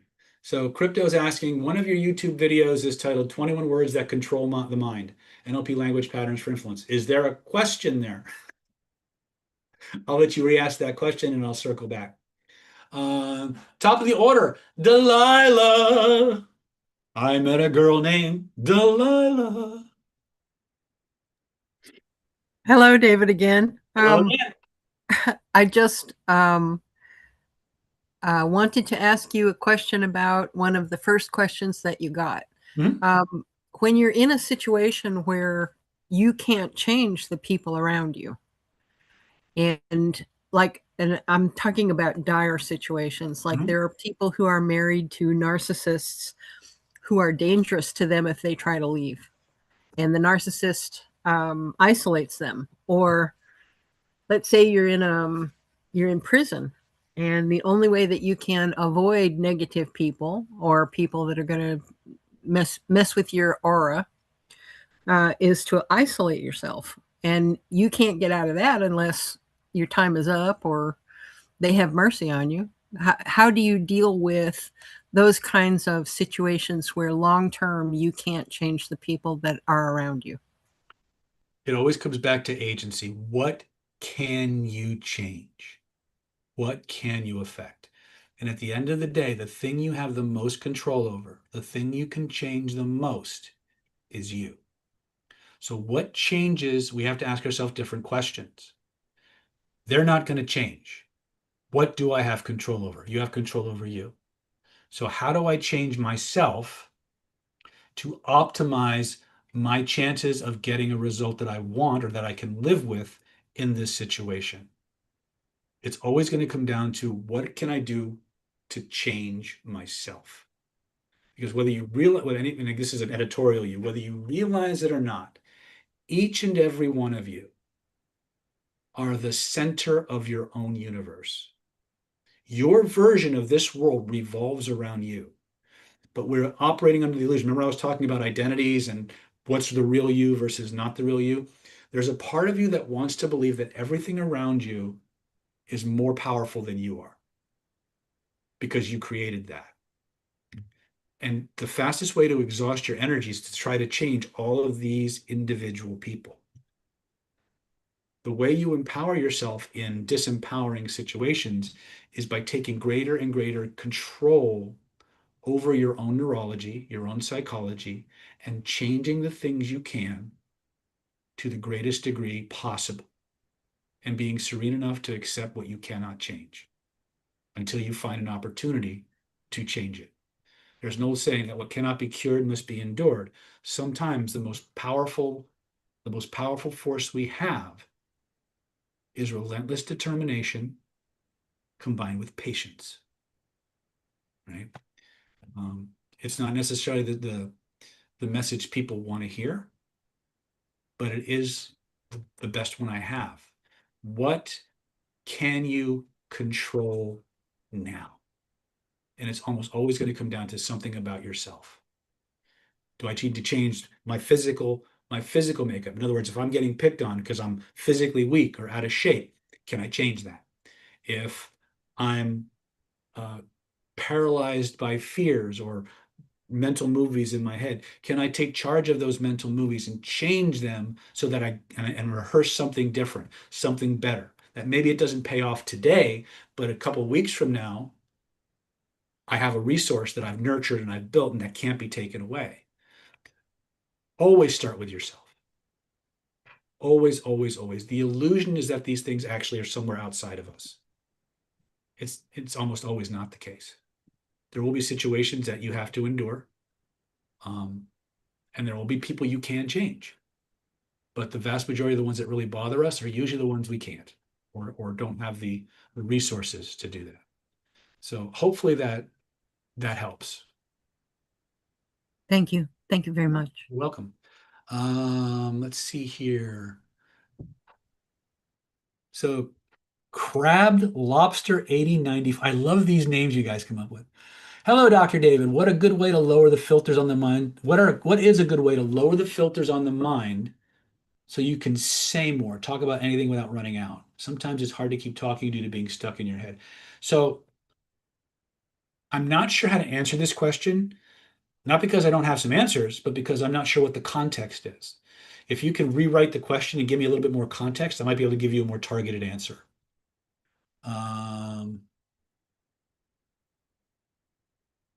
Okay. Okay. Wait, Mega Bunny's asking, what products do you have or recommend for hypnotic storytelling? I would start with CPI-2, which is Weapons of Mass Instruction. And it is all about the neuroscience of storytelling and narrative persuasion. It is the course that I spent my life looking for, and then I realized in order to have that course, I was going to have to create it. So that's what I did, and I'm very proud of it. It is easily, I'll be upfront with you, it is easily the most dense course I teach, which is why it's CPI 2 and not CPI 1. I would recommend that you grab CPI 1 or Killer Influence, master that material, and then move into narrative persuasion. Another great series of books is Sell with a Story and Lead with a Story. There's also Hypnotic Metaphors by David Gordon, which I think is really useful. Personally, I think CPI 2, which is the one I led with, distills all that into something that's actually deployable. And it will help you. In fact, it's part of the bonus. It's probably going to be part of the bonus package that we're offering on the Tuesday webinar. So if you're interested in getting the whole system, I would recommend you log in on Tuesday at 1 or 2 o'clock. I'll post it in the group. And we're going to do a Secrets of Human Influence webinar. We're going to talk about a lot of that stuff. Okay. But yeah, I would start there with CPI 2 and then supplement that with like Captivate by Vanessa Van Edwards and David Gordon's Hypnotic Metaphors and Lead with a Story, Sell with a Story. Influence and Resistance and Persuasion by Dr. Eric Knowles is a good supplement as well. So again, you ask for the fire hose, you get the fire hose. So Crypto is asking, among the 21 patterns, which are the 3 most powerful ones? Awareness, cause and effect, complex equivalence. Beyond a shadow of a doubt, those are the 3 that if I had 3 language patterns that I needed and to use and my life depended on it, that would be them. And then I'd sprinkle it with a lot of adverb and adjective presuppositions. Okay, let's see here. All right, we're top of the order.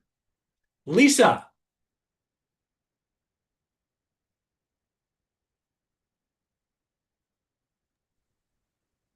Me?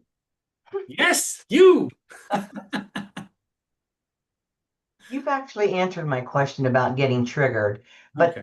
My issue, though, is when it is a very close family member, I just can't get rid of them. Mm-hmm. So I thought I had worked through all of those issues with myself. Obviously, I haven't. Correct.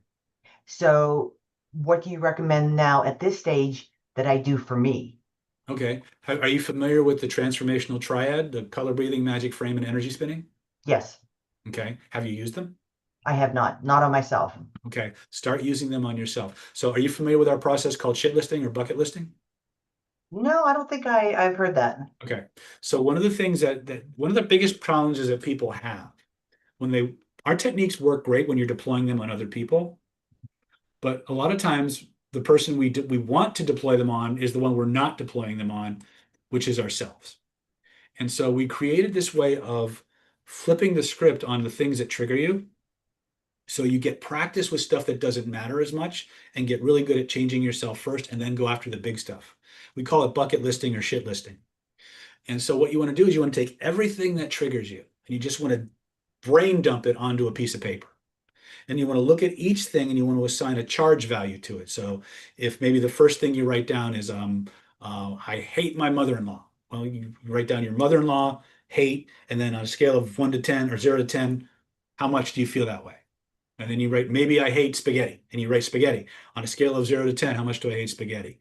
And it's a 3, right? And you just dump everything that is bothering you, that you want to get rid of, right? And you just brain dump it onto a piece of paper. Then you look at each one and you assign a charge value to it, like 0 to 10. Then you look at the list and you reorganize that list from the zeros, the ones, the twos, the threes, all the way down to the tens. And then you either start working right away on the level ones, twos, and threes, or you find more level ones and fill in like 5 to 6 of them. Then you add 5 or 6 level twos, and then 5 or 6 level threes, and you work through the level 1, 2, and 3 stuff until it's super easy to clear. When you can do the 1, 2, 3s easy, then you go to level 4s. When you can do the 4s easy, then you go to level 5s. When you can do the 5s easy, you go to level 6.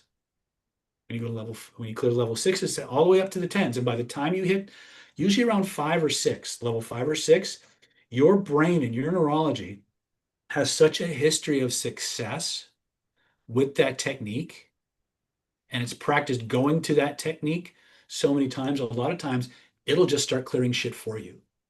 You won't even have to trigger it.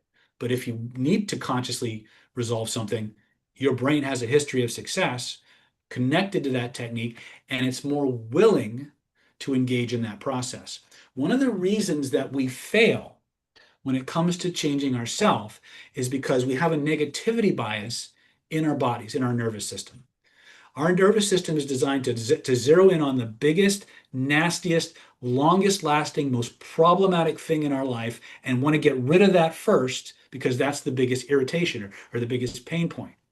Well, the problem is it's been there the longest, it's the strongest, and it throws you immediately into a state of unresourcefulness, right? And so what happens is, I'm going to go to Brady Bunch mode here just so I can see everybody. How many people here are familiar with this concept called role-playing games? Right? Lisa, you look like you're close to my age, so you probably remember doing Dungeons and Dragons on the tables instead of online, right? But one of the things that you, whether you were doing table games or whether you're doing computer games, is you join this game, you create a character, right? And you go into this imaginary world, and you have a level 1 character. And in order to level up, you have to go kill stuff, but you can't kill stuff that's level 10. You're not good enough. It'll just trash you, right? So you go and you kill a level 1 monster and you get some experience points. And you kill another level 1 monster, you get more experience points, and you keep leveling 1 monsters until you get enough experience points to what? You go to level 2. Now you go kill level 2 monsters till you can go to level 3. Same exact idea. That's how you work on that's how you train yourself to work on yourself. If you have someone like me or Laura or Bob or Susan or Julie or Jan or Namisha or any of the people who've gone through certification, Christine, certification, you don't need to do this because you have somebody to do the driving for you. But if you're working on yourself, by yourself, you need to flip the script. You need to go after the baby stuff first and get really good at the baby stuff, then go to the next level, and then the next level, and the next level. And by the time you hit the 4s, 5s, and 6s, your system has such a history of success, it just automatically defaults to it. But not only that, by the time you hit level the 8s, 9s, and 10s of the world, the perceived level of difficulty between what you've been doing and what you need to do is a degree of 1. And that makes all the difference. And that's what gives you the confidence and the assertiveness to go in and know that you can clear it. You have to get over your transformational inertia. There's this little head, the definition of inertia is an object at rest tends to remain at rest until acted upon by an outside force. An object in motion tends to remain in motion until acted upon by an outside force. You're from a transformational perspective, metaphorically speaking, you're an object at rest. You're going to need a little bit of juice to get the system moving, which usually takes about 2 or 3 reps of one of these techniques. And then you're going to start clearing shit, and it's going to get, each one is going to get easier and faster and faster and faster, and you're not going to want to stop. That's transformational inertia the other way, right? And so you have to learn how to start, and you have to learn how to stop. But the process, what you do in the middle is where all the magic really happens, right? And that's how you train yourself to do that. Okay, does that help? Yes, thank you. Mm-hmm. All right, let's jump back to Naz. I called on her earlier, but she had disappeared on me.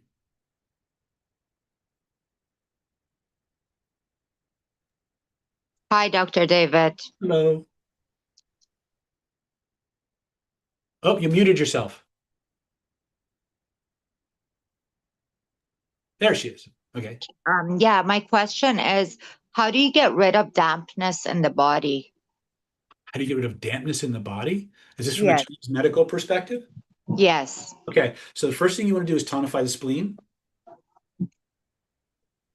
Okay, and how do you do that?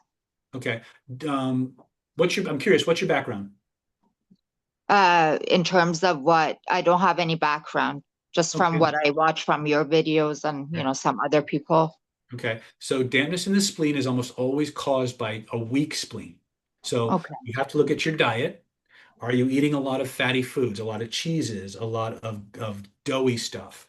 All these things create phlegm or dampness in the body. They're harder for the system to digest.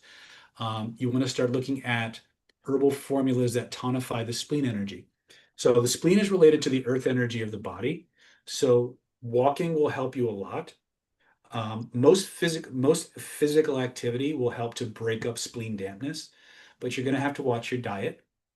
And you're going to have to probably, there are certain acupuncture points. I don't know, like I said, I don't know what your background is in terms of that. So I'm going to keep it very generic.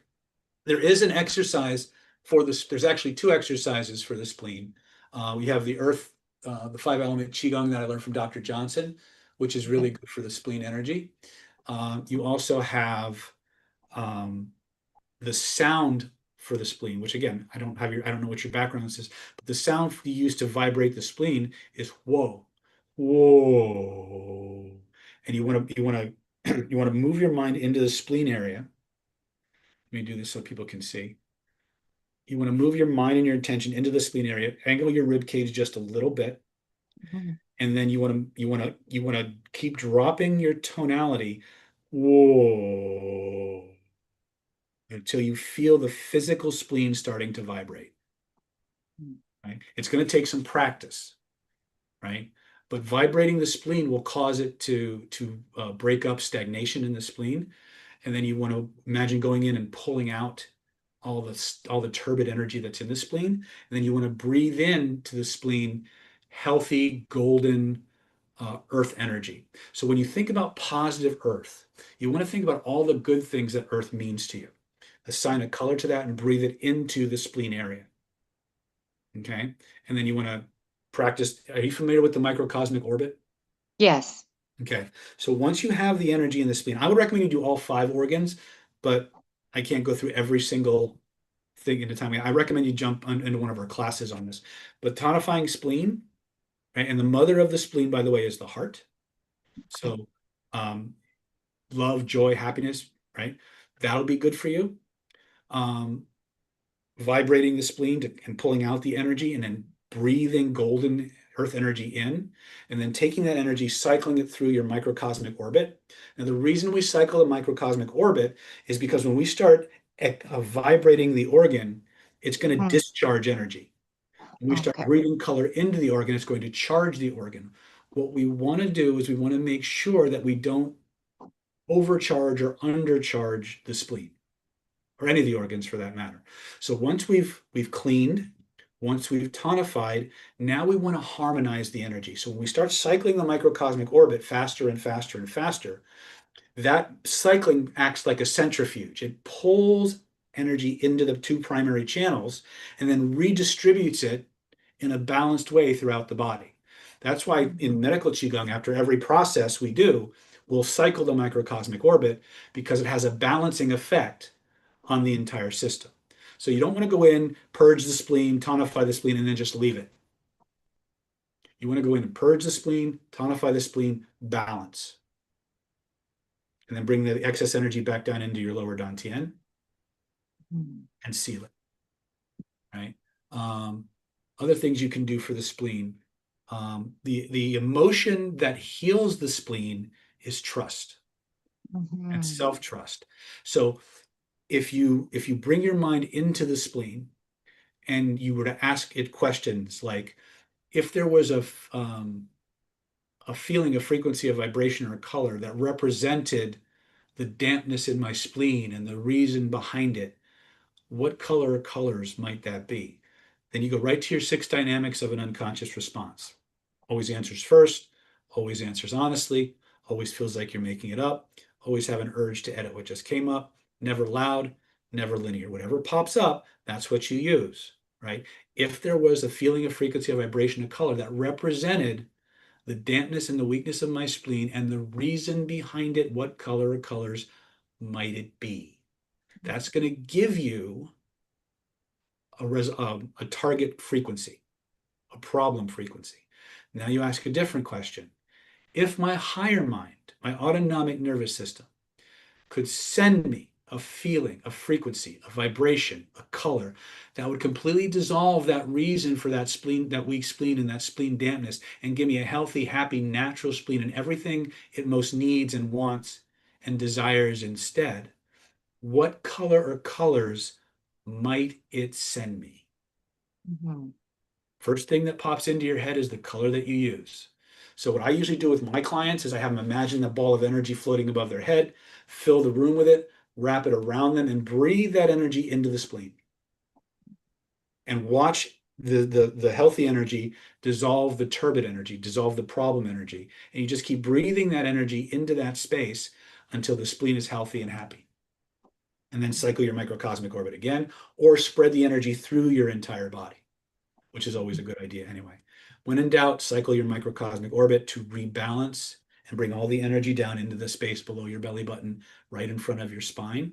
That's your warehouse for extra energy. Those are some things that you can do right away. Okay. Okay. Thank you. You're very welcome. I know I kind of blasted you with a lot all up front. It's but, okay. Okay. Let me know how you're doing. And if you have any questions, just post it in the comments section. And I'm happy to give you whatever other tips or pointers I can. Great. Thank you so much. Yeah. And as always, again, at the risk of sounding like I'm giving medical advice, always check with your physicians before you take any of the or follow any of the advice or wisdom I'm trying to impart. Everybody's systems are different, and I don't have the luxury of being able to diagnose or examine each of you from an Oriental medical perspective. So please take that in the spirit, the information for educational purposes only, and whatever other disclaimers I need to give, consider that I gave them, so forth. All right, so let's see here. So Crab Lobster is saying, I want to find a way to keep talking in conversation without thinking too much about it when on dates or just any conversation. Oh, just use 3 magic questions. 3 magic questions takes 80% of the conversational load off of you and makes you the most fascinating person they've ever spent time with. That's why we teach it to the general public and we give you the public version first, right up front, because we want you to go out and actually move this. Shayo-san, Susan, is for liver qi stagnation. So if she has a situation where the liver is attacking the spleen, that might be helpful. But for dampness, more like Sujinsu Tang or some of the Hopu Tang, which is more of a dampness phlegm clearing kind of an energy. But I don't know I can't give her an herbal prescription because I haven't taken her pulse, read her tongue, or anything like that. So I can't just give her an off-the-shelf prescription. Okay. What if both colors are the same? Doesn't matter. If the neurology gave it to you, the neurology will accept it. Okay. That's one of the magic things of the nervous system. What the neurology creates, the neurology accepts. Human beings do, as ironic as it is, human beings do not resist their own neurology. Stephen, is Stephen still with us?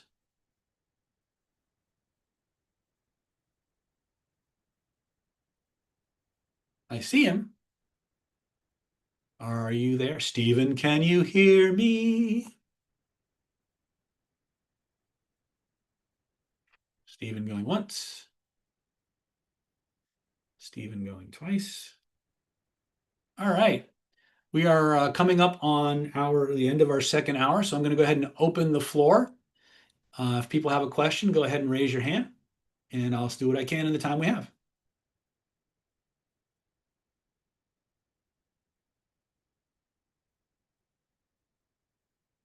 And it got very quiet.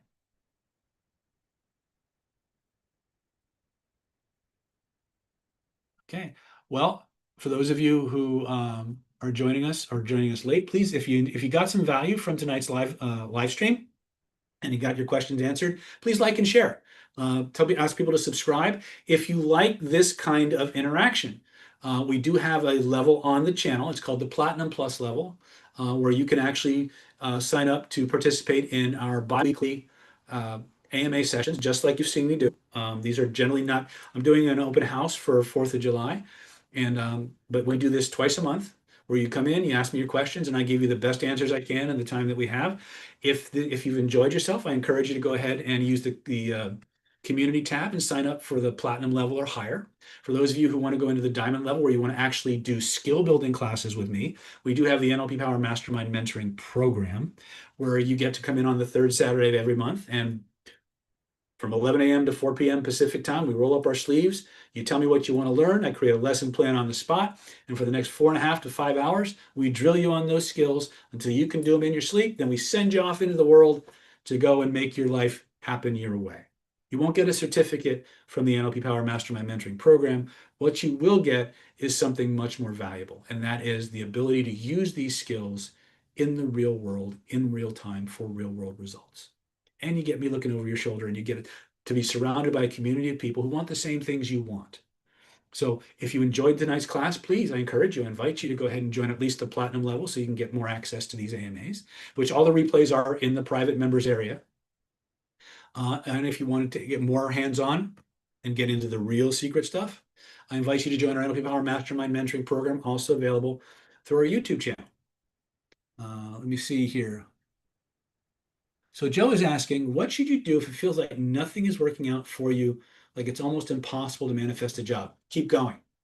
There's an old saying, and it sounds kind of cliche, but I found it to be true, and it goes along with a lot of the things I've said throughout this particular live stream, and that is this: tough times never last, tough people do.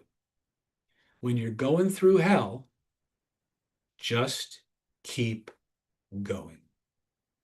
One of my mentors, the amazing Lisa Sasevich, used to say, the most powerful GPS in the world can't help you if you stay in one spot.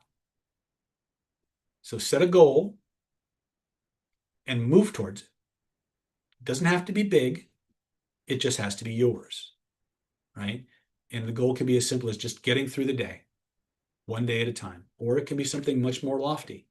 At the end of the day, it's your relentless determination to walk your path, regardless of what's in your way, that will cause most of the things that you think are obstacles to dissolve. It is only, I have this little, in fact, I'll share it with you. Hold on a second.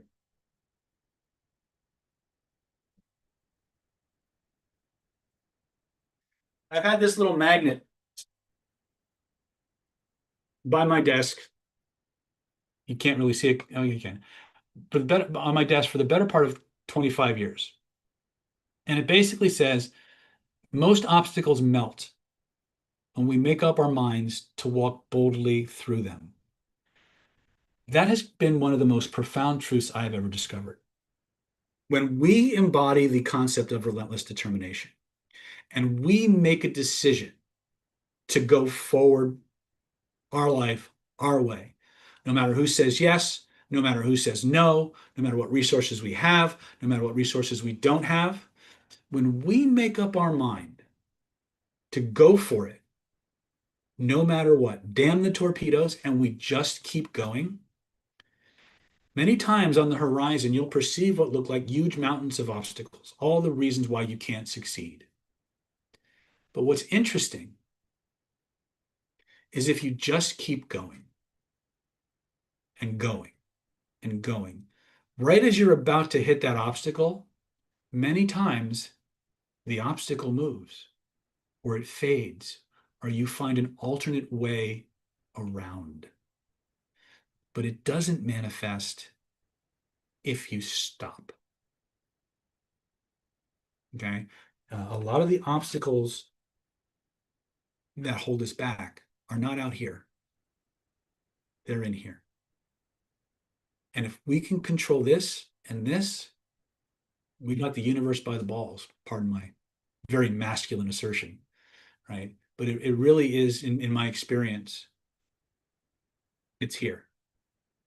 Okay? I am an example of the technologies that I teach, and I have had many times in my life where I just wanted to crawl under a rock and not come out. But then that little voice said, get the fuck up and keep going. And by hook or by crook, I dusted myself off. And even if I didn't see light at the end of the tunnel, I knew it was there, even if I didn't see it, just kept going. And here we are, right? You're no less than me. Okay? Everything I can do, you can do. I'm not special. We're all special, right? Well, that's all I got. If I didn't answer your question, if you got in late or you weren't sure what to ask, or as you're watching the live stream or the replay, please, please, please post your questions in the comment section below this video. I promise you I will read them. and I may be a little slow in getting back to you, but I promise you, if I have an answer, I'll give you one. If I don't, I'll tell you that too.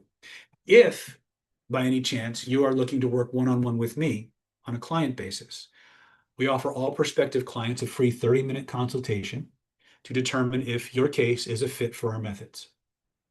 After you pass our screening, we'll discuss strategies and tactics for helping you get your situation or your case resolved in the shortest amount of time possible.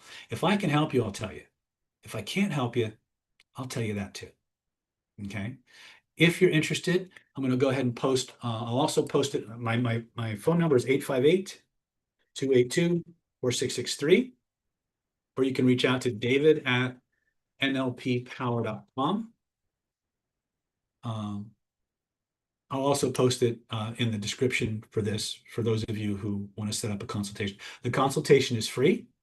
And again, we'll work it from there. Anyway, that's all I got. In the words of the immortal Carol Burnett, I'm so glad we had this time together just to have a laugh or sing a song. Seems we just got started, and before you know it, comes the time we have to say so long. The answer to your question, Crypto, is yes, we have live seminars coming up very soon. Check our events page for in the next week or so for the latest and the greatest. I love you all. Thank you for joining me. It's been a pleasure. Click those links, like and share, and I'll see you on the other side.